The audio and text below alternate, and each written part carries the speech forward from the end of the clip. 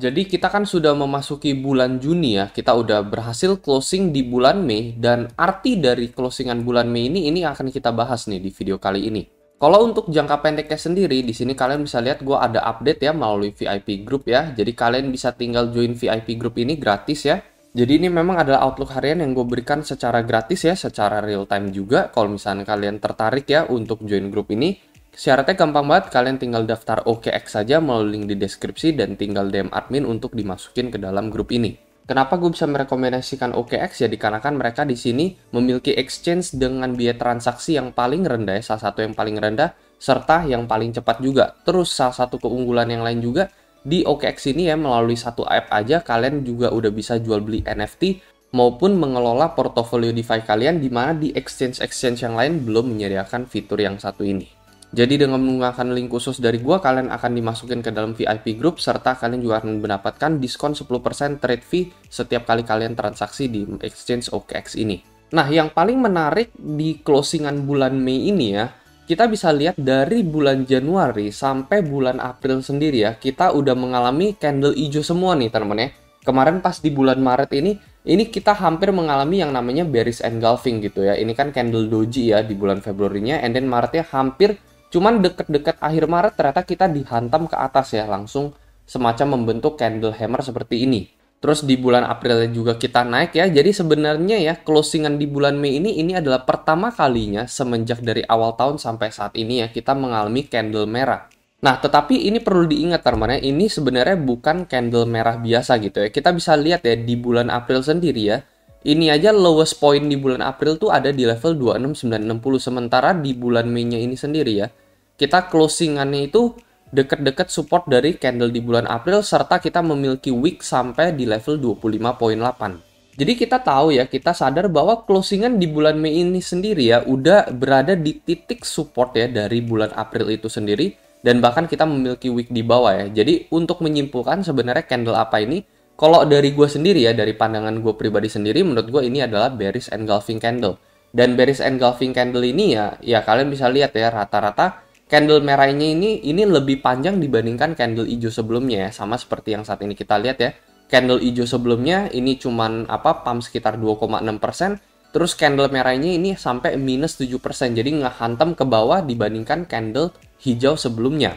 Jadi ini memang juga sejajar dengan analisa kita ya, udah dari pertengahan Mei ya kalau nggak salah ya, bahwa kita bilang bahwa ada potensi untuk 31.000 ini adalah menjadi top untuk Bitcoin. Kita bisa lihat itu dari performanya altcoin ya. Jadi bagi yang belum nonton video tersebut, ya kalian bisa tonton ya. Gue akan sediain link video tersebut juga melalui link di deskripsi. Itu penjelasan yang cukup panjang. Kenapa level 31.000 ini bisa menjadi menjadi top untuk Bitcoin gitu. Nah, tapi ya bisa terinvalidasi juga gitu ya. Yang paling penting adalah bahwa kita harus melihat Bitcoin bisa klaim 30.000 kembali. Kalau misalnya BTC bisa ke 30.000, bahwa 31 ini bukanlah top, dan maybe kita bisa menuju ke wave selanjutnya yaitu ke level 35 sampai 40. Selama itu tidak terjadi ya kita jangan terlalu berharap dulu. Apalagi dari time frame daily ya, ini udah gue bicarakan berulang kali, kita membentuk pola descending triangle di mana ini adalah pattern bearish untuk Bitcoin. Jadi rata-rata ending dari pattern ini ya 60% probability adalah kita breakdown teman-teman ya, kita mengalami breakdown, dan kita udah hitung targetnya kemarin ada di sekitaran 23.000 ya. Nah, ini kan kita bakalan bahas mengenai monthly closingnya gitu. Jadi secara monthly closingnya sendiri memang ada probability sekitar 60% ya, bahwa bisa jadi ini adalah salah satu candle reversal ya. Candle yang terjadi di bulan Mei ini adalah candle reversal. Mungkin ada beberapa yang mengira oke, kita udah mengalami candle merah and then kita bakalan lanjut pump lagi gitu ya. Jadi sebenarnya candle merah ini hanyalah semacam candle koreksi ya. Jadi di bulan Juninya ini kita bakalan lanjut pump lagi gitu. Ya asumsi tersebut bisa jadi juga teman-teman. Cuman kan sekali lagi kita lihat candle bulanan ini membentuk bearish engulfing gitu ya. Kalau misalkan let's say kita hanya koreksi teman-teman, kita koreksi nggak sebesar ini gitu ya. Let's say kita koreksi hanya ke level 28.000 membentuk semacam higher low, atau boleh kita koreksi ke level 25 tetapi let's say kita closingnya itu bisa di atas gitu ya. Di bulan kemarin kita closingnya di level 28.000 sekian.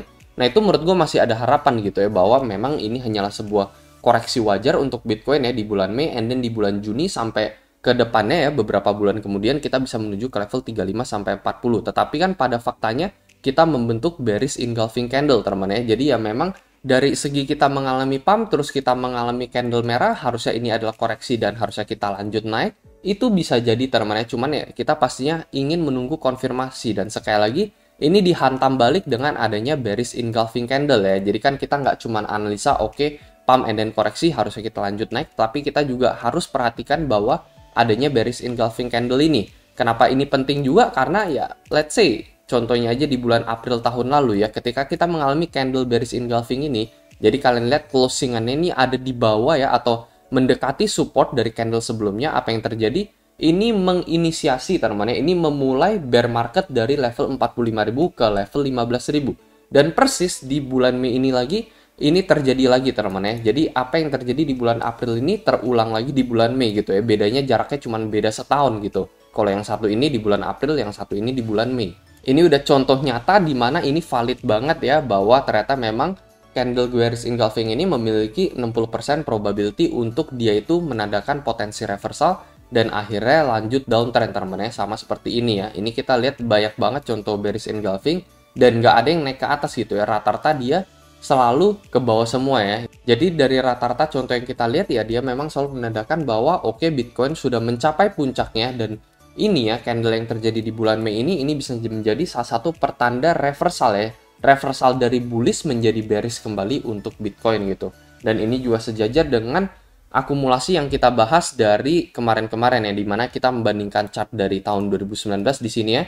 Setelah bear market rally, apa yang terjadi ya, fase akumulasi terjadi dan kita sudah memasuki fase tersebut. Dimana apa yang terjadi ya, bukan malah kita langsung menuju ke 1 miliar, enggak teman-teman ya. Tetapi dari kita memantul seperti ini ya, dari bear market and then kita mantul, ini juga sama, bear market and then kita mantul, kita mengalami yang namanya akumulasi hingga setahun lebih teman-teman ya, sampai setelah halving nanti baru di tahun 2024-nya kita bisa mengalami new bull run untuk Bitcoin ya, sama seperti ini juga akumulasi and then masuk ke 2024 new bull run untuk Bitcoin gitu.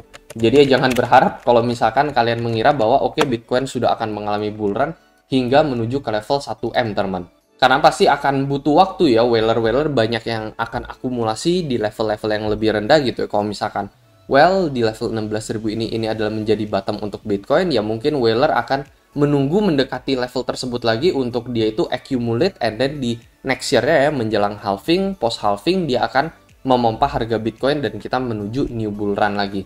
Jadi paling kurang lebih itu aja teman-teman ya untuk pendapat gua. Sekali lagi ini hanyalah pendapat pribadi gua aja ya. Tiap orang pasti memiliki pandangan dan strategi mereka masing-masing.